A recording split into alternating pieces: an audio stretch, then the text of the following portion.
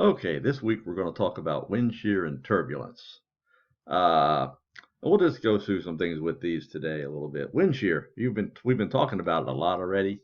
The simplest definition is a change in wind speed or wind direction over a distance, and distance can be vertical or it can be horizontal. Sometimes the greatest wind shears are in the vertical. So that's basically because wind has two components. You always got to think of wind shear in both speed and direction. They both need to be considered. Sometimes the wind shear, they have exactly the same speeds, but coming from two different directions. So you'd have wind shear based on that. And there's always going to be some wind shear near the surface, just due to friction. Friction causes a decrease in wind. So when you were taking off, for example, winds are going to increase with height just because of friction. But this is typically not that big of a change over a relatively short distance. It happens over a longer distance. Wind shear can typically be associated with such things as thunderstorms, low-level temperature inversions, a jet stream, or even a frontal boundary can have wind shear associated with it. So start out with the thunderstorms and the microburst. There's been over the years, and many years past, there's been major accidents caused by microbursts from thunderstorms. These can cover a pretty small area sometimes, and they're kind of hard to detect on radar. We're getting better at it, especially at the major airports, where a lot of FAA has installed Doppler radars to just look for wind shear. And that Doppler radar, unlike the ones that the National Weather Service employs, actually looks down at an elevation angle of 0.3 degrees. So you think about that, that's almost pointing directly down, right out parallel, not towards the ground, but just a little bit off, so that you're able to see low-level circulations much better. That helps you pick up the microburst better. So when there's a strong updraft in a thunderstorm, sometimes, particularly in the summertime, you might get an equivalent downdraft coming down near the storm as well. And that downdraft might actually cause a microburst. And think about it, when the air is coming and hitting the ground, it's going to spread out in all different directions. So sometimes if there's wind shear, you're going to push the wind out ahead of the storm more. But in the summertime, that wind might spread out in all different directions. So if you're a pilot flying into it, you might fly directly into the microburst and have a west wind, and all of a sudden the wind would turn to the east on you at the same kind of, maybe 20, 30 knots. And that's going to cause major problems. So basically, that's one of the things to keep in mind when flying around a thunderstorm or near it. And these can stretch out a little ways out ahead of a thunderstorm. A lot of times, if there's drier air aloft, you're going to get more downdraft and increased downdraft through the evaporational cooling. We've talked about that. The air cooling becomes more unstable, so it becomes more stable, so it gradually sinks faster. And there's actually a parameter called downdraft cape. I've showed you the SPC webpage, and it actually has on it a calculation of downdraft cape under the mesoanalysis page. So if you were curious, for example, in Florida during the summertime, and you wanted to look at if you were going to have potential for significant downdrafts, microburst possible, you could look at the downdraft cape and see if that's a fairly high number or relatively small number. Most of the times in Florida in the summertime, it's going to be a small number. You got a lot of moisture. But maybe in the spring or maybe in the fall, you might have some thunderstorms that might develop that might cause it to be a much larger number. And sometimes over West Virginia, sometimes over other parts of the east, you may get the microburst as well with the higher downdraft cape. Sometimes when you're looking to try to see these, if you look at a rain shaft, sometimes you can actually see them angled outward from the storm center. This can be an easy indication, a visual indication of some kind of microburst taking place. The more outward that rain shaft is going at the bottom, the bigger the microburst. Sometimes it's been dry, you can see a lot of dirt mixed up into the air, which you can observe. That might be another indication of a microburst. Most of these are pretty short-lived, and they only cover a very small area. But if you happen to be on approach at an airport and one of these happens to develop while you're coming in, you may be the first one to experience it. So you've got to be aware of your conditions around you and the potential that you might experience it as well.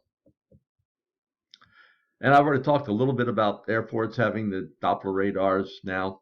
There are also wind sensors at some of the airports, such as Dulles or I believe Orlando has it. I'm not sure if Jacksonville or I know Charleston, West Virginia does not have one. But some of the bigger airports have numerous wind sensors all around the airport. And these will detect wind shears that develop and may be able to pick it up on it within very shortly after it develops, since they're picking up it every minute. But again, if you just happen to be the first one in that flight path, it's something you've got to be aware of. Frontal wind shear. Well, in a cold front, you're going to definitely have wind shear. We know that the winds are probably going to shift direction, so there's going to be a wind shear that way. And that aloft above that front, you think about it, the front's fairly steep, but in the cold air, you're going to have one wind direction, and you might have another in the warmer air. So there may be a change of wind direction and even wind speed in those two areas. But typically with a cold front, because it is so steep, that wind shear is not going to be over a large area. It's just going to be right along the frontal boundary. A warm front, on the other hand, is a lot gentler slope, and you can have some really spectacular wind shears. I know we've seen some at Charleston, and when I worked at Norfolk and Richmond and stuff, where at the surface you may have a northeast wind at about 5 knots or so, very gentle northeast coming in, and just maybe 1,000 to 1,500 feet off the surface, you have a 60 to 70 knot southerly wind that's just off the surface. What you have, particularly east of the mountains, you get a cold air damming, and this can set up a warm frontal boundary just above the surface. Sometimes when I'm sitting in these cold air damming situations, you always think that, oh, gee, just a couple thousand feet up, it's about 50, 60 degrees, and it's warmer than probably is down at the surface, and clearer weather. But you got to get through that very strong wind shear to get to that. In an air mass, sometimes you'll have wind shear. That can be such things as nighttime low-level cooling. Drainage winds might slope down a slope and cause some light wind shear. One of the things that happen in the Midwest a lot of times, especially in the spring and the early summer, you get a nocturnal jet. This can develop just off the surface, maybe 1 to 2,000 feet up. It may actually be 3 to 4,000 feet thick. And you might get a southerly wind that's really blowing in that area, maybe of 40 to 60 even knots.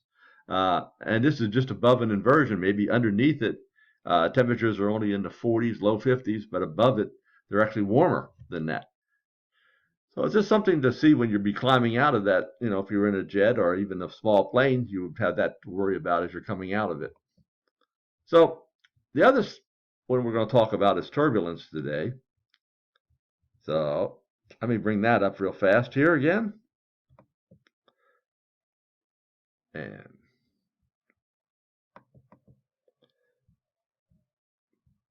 turbulence is one of the hardest things to forecast and to measure. I had explained to me once that it's simplest to think about turbulence and how complicated it is if you pour a creamer into coffee and you notice all the many swirls it has. That's turbulence. If you were to pour anything that's different, two different liquids together or whatever, you can see all kind of swirly patterns in them. And when you're trying to forecast turbulence, you're trying to forecast each one of those swirls. So guess what? We don't do a real good job at it sometimes. And each aircraft is also built differently, so and even pilots' ability is different, so they may feel the effects and have a different opinion of how strong turbulence is.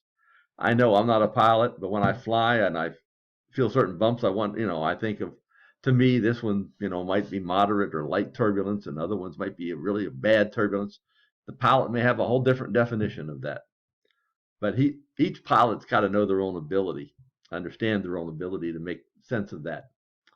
And because there's a lack of observations of it, a lot of times the only people that are seeing it are aircraft.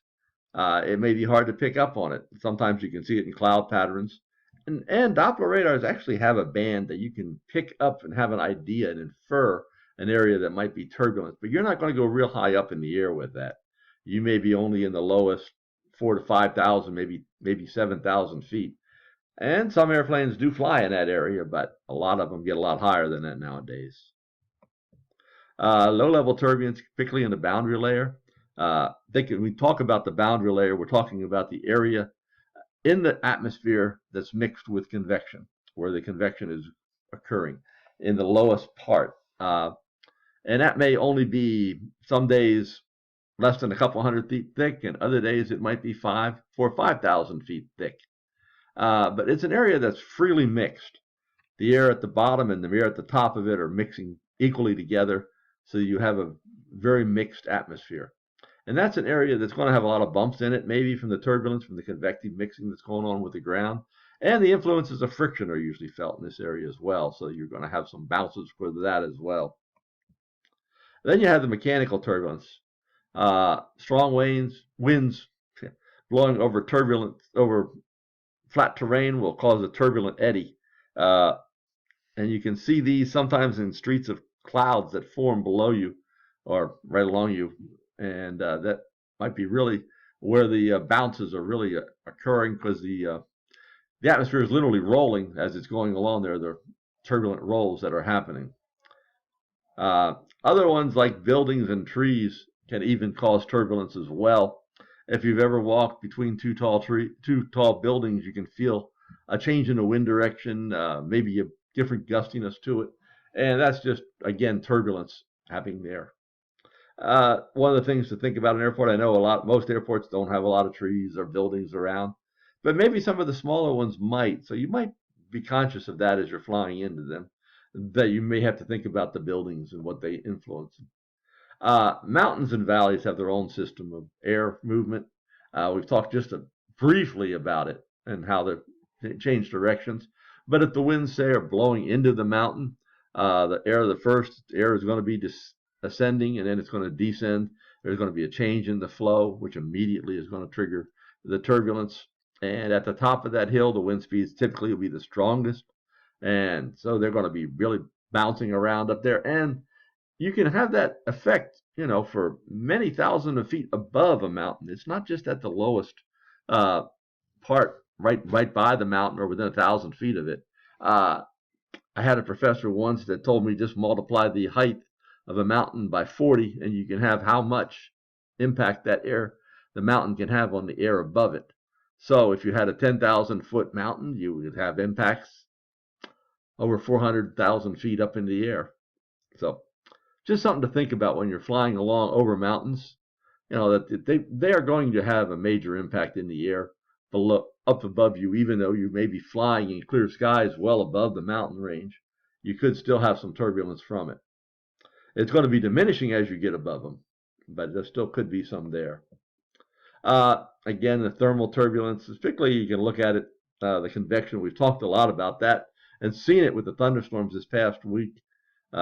Sometimes these thermals can get pretty high up, even up over 10,000 feet. And sometimes you can even pick out areas where the mixing is occurring and causing thermals by looking at the hazier conditions. When there's a haze layer aloft, sometimes these thermals have picked up the dust and the haze from the ground and from the pollution we have in the cities, and you can see it kind of stop at some point. Well, that's probably the beginning of where the boundary layer is going to top out right at that moment. The more mixing that occurs, the higher that might go with time. But you've got to remember, when you're coming through that layer of haze and when you're sinking down, you're probably moving into more mixing, and you may have more turbulence as you drop down through that layer. Frontal turbulence, again, both warm and cold fronts are going to have them. Winds are changing direction. There's wind shear there. With a steeper frontal surface that cold fronts have, turbulence could be very pronounced very quickly there, and then get less with time. And even things like a sea breeze front or even some gust fronts might trigger turbulence. And of course, we always have thunderstorm turbulence, and they can stretch out a long way around a thunderstorm. I talked to a meteorologist who works with NASA Langley, who does studies with aircraft of how far out turbulence stretches under a thunderstorm. And they were flying, I guess, around a large thunderstorm and they got out underneath the anvil of it, and they thought they were getting away from it, but they got hit with such turbulence they actually damaged their wing, and they were flying in a 737, and even caused significant damage to one of their engines there as well. So turbulence can definitely think about it under an anvil and stuff, can be pretty severe at times. And then there's the clear air turbulence. Think about this. There are things called gravity waves. We haven't talked a lot about it. The book talks a little bit about it. Uh, they're extremely complicated to try to forecast, and I don't want to get into details with them with you, but just know that they do flow through, and they generally develop at around 10 to 15,000 to 20,000 feet. They can be triggered by extratropical cyclones. They might even get triggered by really strong upper level systems and develop these gravity waves. There are certain things to look for, but we're not going to worry too much about it. Also, jet streams. Think about it. There's really strong wind shear right along a jet stream. Winds are lighter around it, or might, they're increasing as you come into the jet, and they decrease as you go out of the jet. So all this causes wind shear. Plus the curvature. When the jets curve, they're going to change speeds with that as well, and that's going to cause some wind shear as well. And we call it the mountain waves. The last few days there have been really strong mountain waves out in the west and over the east coast too, with the very strong winds that have come across the mountains here. You can actually see these rolls out ahead when you're coming in from towards the mountain range. If you're flying along parallel to the mountain range, you may, immediately be in a roll, but sometimes coming in from a direction from away from the mountain range, you can actually pick up the strength and feel how strong these mountain waves could be as you work your way into them, and get a sense whether your aircraft and whether you are a good enough pilot to move through them as well. So we'll move on a little bit today, just talking about some of this and applying it to what's going on today. We have a surface front out in the west. Really not a lot going on, but we have some pretty good winds, maybe across the Rocky Mountains here. Another front coming into the Rockies out here. Very strong low that had hit us earlier in the week, now moving through here. One of the things I wanted to show you, and this is just for your information, weather is an interesting thing in that you can actually look back and say, well, how did it compare to an old weather pattern? There's a program called SIPS, and say I was interested in its Cooperative Institute for Precipitation Systems. Say I was interested in how today's weather, I found something fascinating about today that I wondered if it might cause severe weather or might cause a problem, and if it has happened in the past, what did that weather look like? Well, I can take a look at it on this web page here, and it will show me that, oh, gee, I don't have much of a chance. We have a little bit of a chance of some hazards here. And how many inches. This is typically how many inches have fallen in this kind of a pattern in these locations.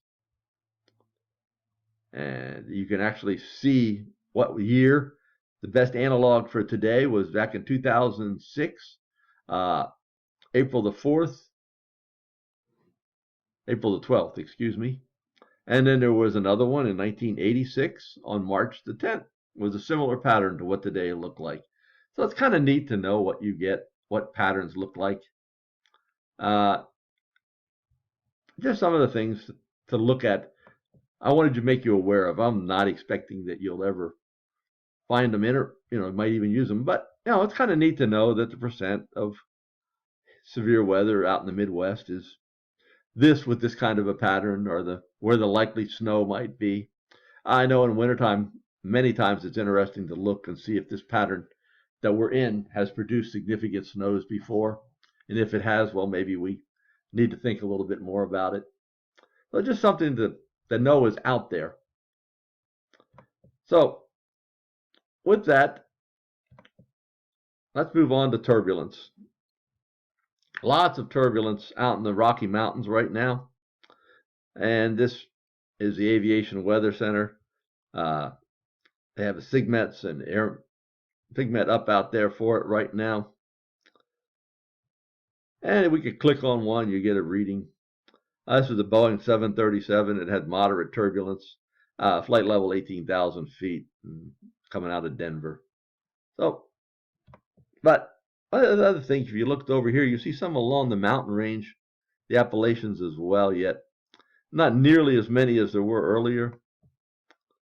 But this is some light turbulence at 5,500 feet out of Charlottesville.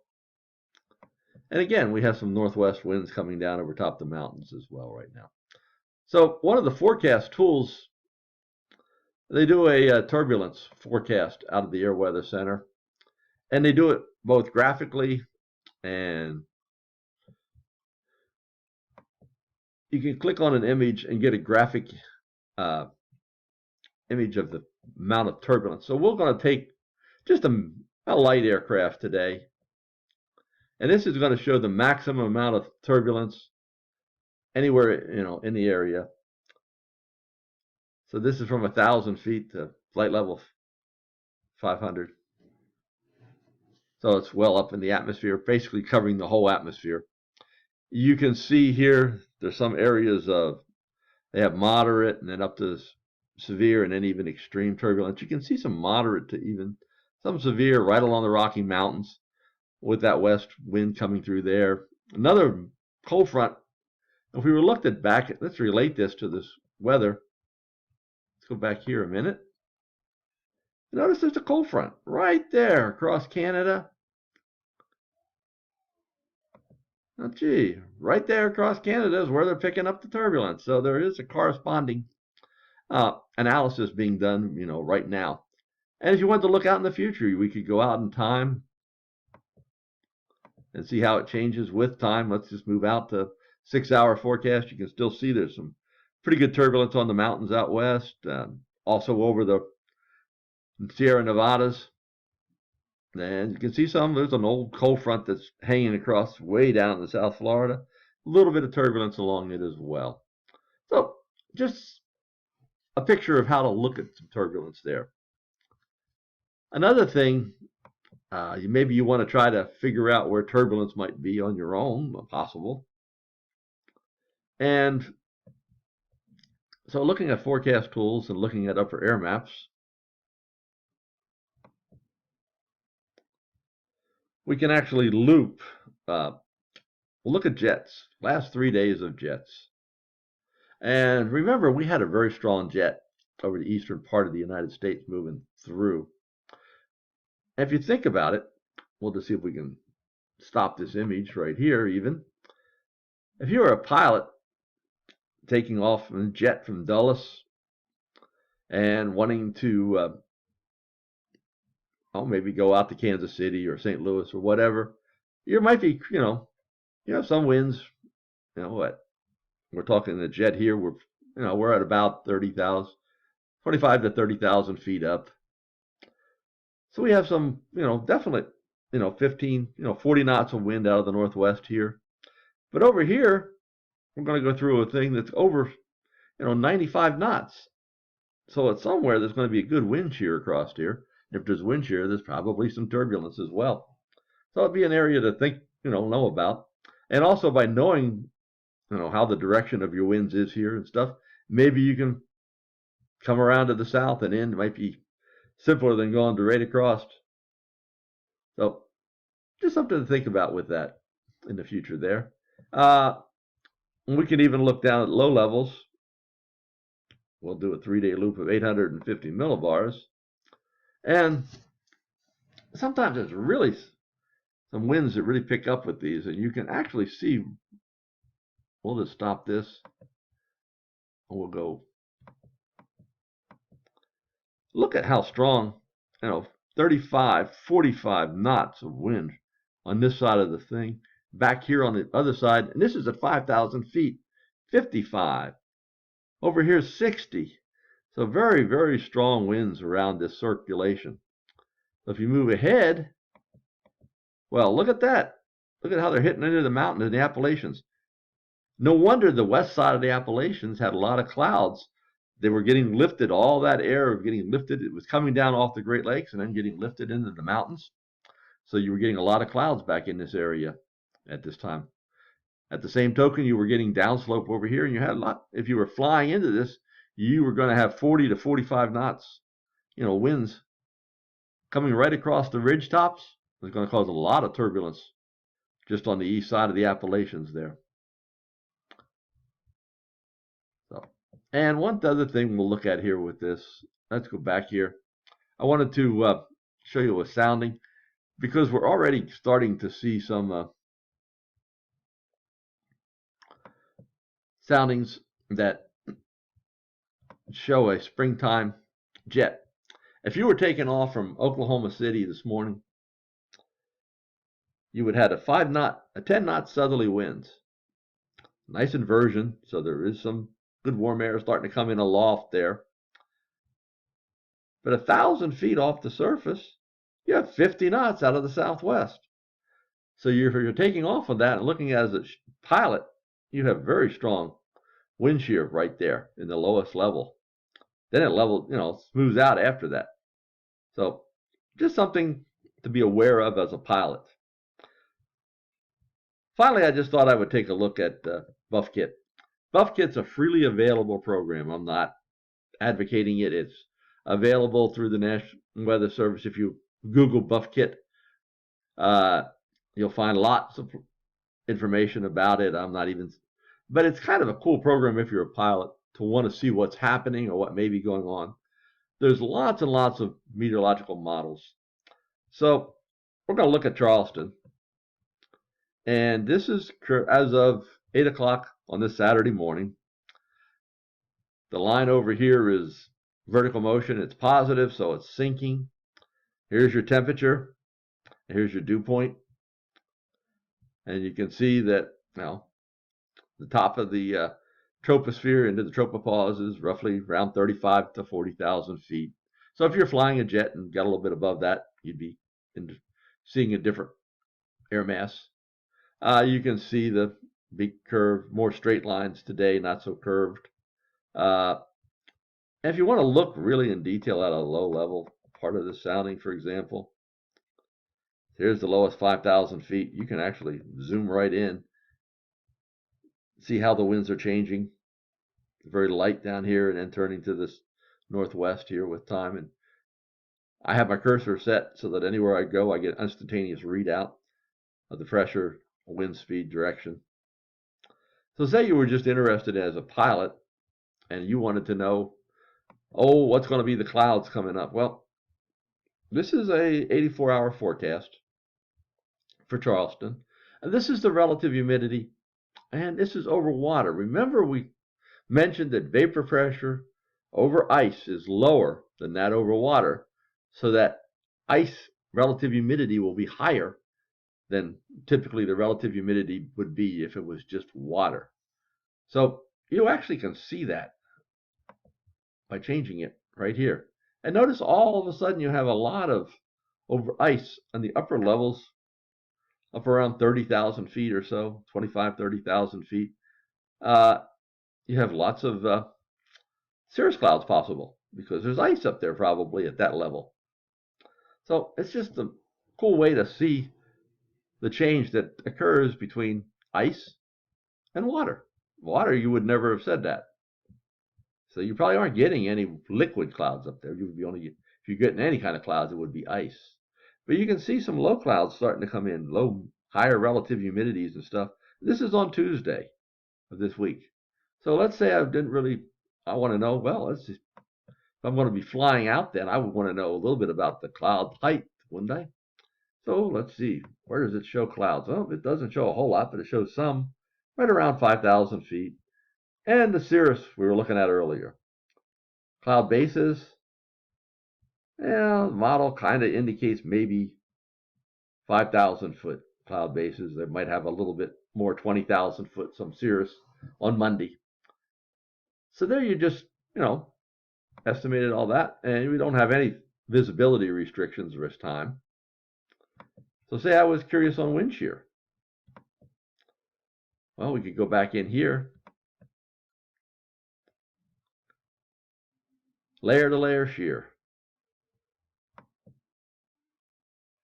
You notice there's lots of low-level wind shear, but nothing really coming up aloft on this time frame.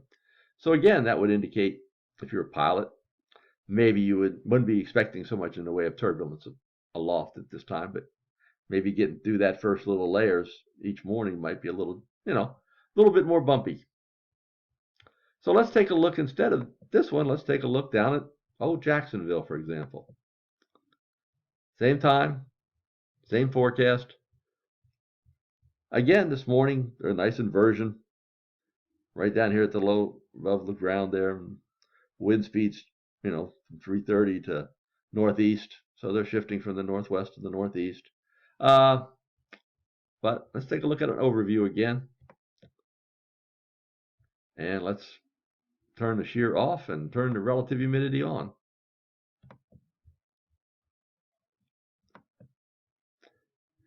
And you'll notice there's pretty good relative humidity, some right along the, 5,000 feet or so. And let's see what changes if you go over ice.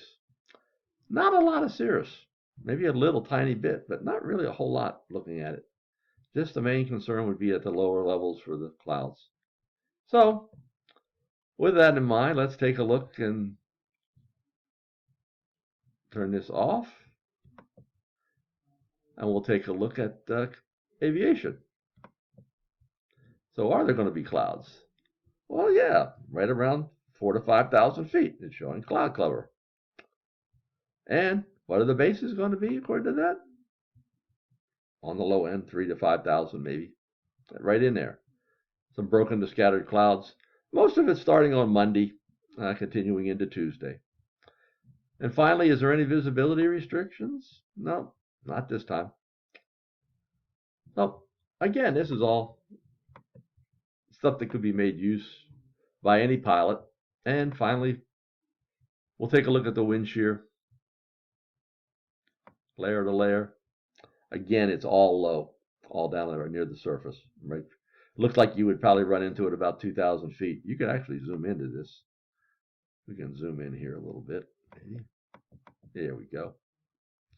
And there we can see about 3,000 foot is where it picks up at. So we talked today about turbulence and wind shear and all, and showed you a little bit on the buff kit and showed you some different things of applying the turbulence and wind shear to different areas of the map today. So if you have any questions, please let me know. Hope you enjoyed it.